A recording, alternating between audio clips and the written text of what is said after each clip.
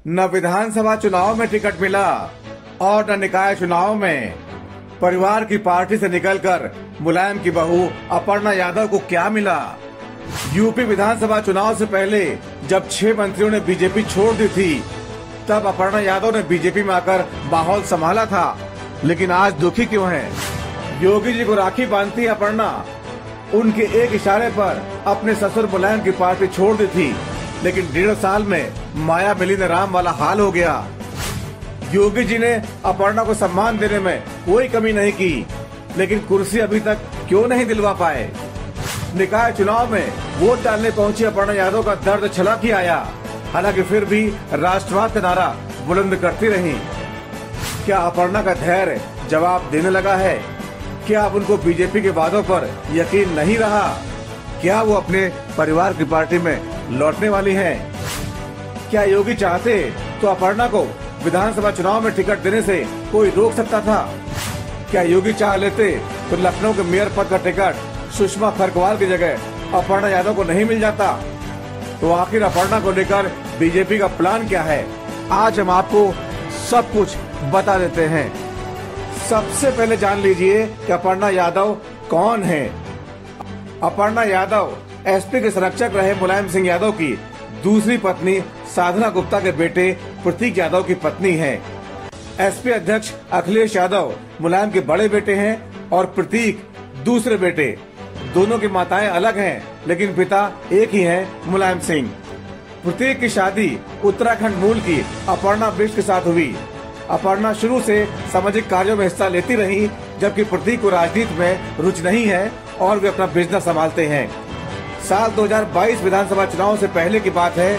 CM योगी जैसे आज जबरदस्त पावरफुल हैं, उतने उस समय नहीं थे। सीएम जरूर थे, लेकिन अपने दम पर कोई चुनाव जिताया नहीं था, इसलिए संभल कर फैसले लेते थे। तभी अचानक एक के बाद एक 6 मंत्री योगी सरकार छोड़ने लगे। स्वामी प्रसाद मौर्य एसपी में चले गए। मीडिया में ऐसा माहौल बनने लगा कि योगी की सरकार हार रही है, इसलिए मंत्री पाला बदलने लगे हैं। तभी योगी ने एक दांव चला और मुलायम सिंह यादव की छोटी बहू यानी प्रतीक यादव की पत्नी अपर्णा यादव को बीजेपी में ले आए। लोगों ने कहा राजनीति करनी थी तो परिवार की पार्टी में क्यों नहीं की? लोगों ने कहा क्या एसपी से अपर्णा को टिकट नहीं मिला था जो बीजेपी में आ गयी? क्या अखिलेश यादव अपर्णा को आगे टिकट नहीं देते? लेकिन अपर्णा ने तब कहा था मैं राष्ट्रवाद की विचारधारा की वजह से बीजेपी में आई हूँ। जैसा कि सभी जानते ही हैं, मैं हमेशा से प्रभावित रहती थी आदरणीय प्रधानमंत्री जी से, और मेरे चिंतन में हमेशा राष्ट्र सबसे पहले है। मुझे लगता है कि राष्ट्र का धर्म मेरे लिए सबसे ज़्यादा ज़रूरी है, और मैं बस यही बोलना चाहती हूँ कि अब मैं राष्ट्र की आराधना करने निकली हूँ। आज 1.5 साल बाद भी अपर्णा यादव राष्ट्रवाद की बात बोलती जरूर हैं, लेकिन उनके हाव भाव साफ बताते हैं कि बीजेपी को लेकर उनके मन में कई शिकायतें हैं। हर बार जब कोई चुनाव आया, कयास लगाए गए अब बीजेपी अपर्णा को टिकट देकर मैदान में उतारेगी।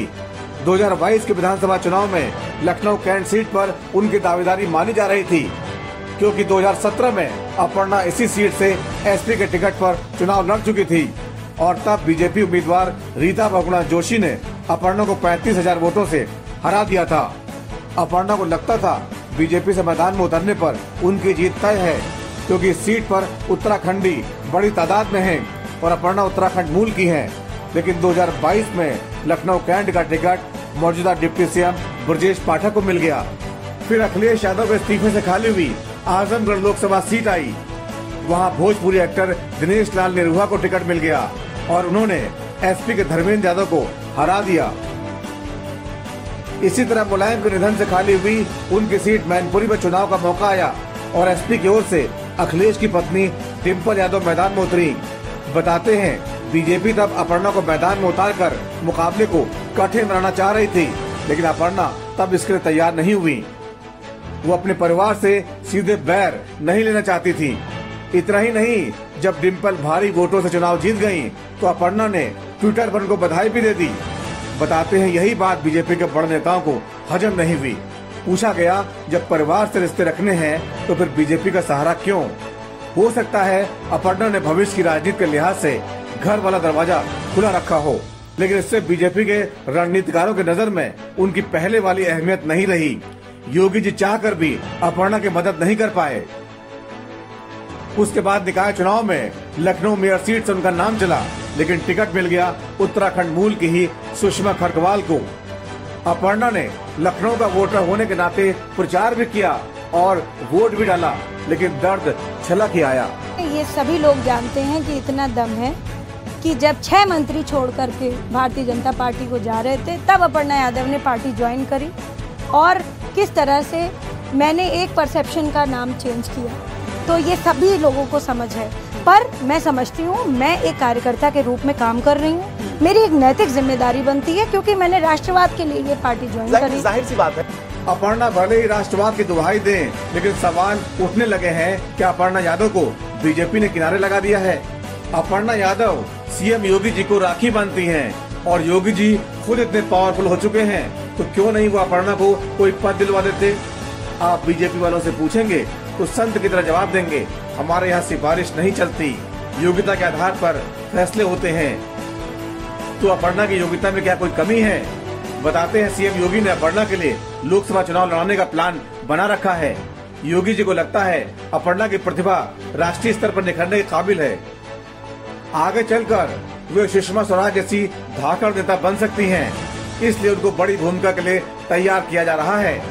इस बीच समाजवादी पार्टी में जम चुके शिवपाल यादव कोशिश कर रहे हैं अपर्णा को एसपी में दोबारा ले आए। अखिलेश से जब शिवपाल के रिश्ते सामान नहीं थे, तब शिवपाल अपर्णा का बहुत समर्थन करते थे, लेकिन सूत्र बताते हैं अपर्णा को बता दिया गया है बीजेपी की तरफ से उनको बड़ी भूमिका मिलेगी, थोड़ा और इंतजार करें। तो अपर्णा इंतजार करेंगी। फेडरल भारत की रिपोर्ट।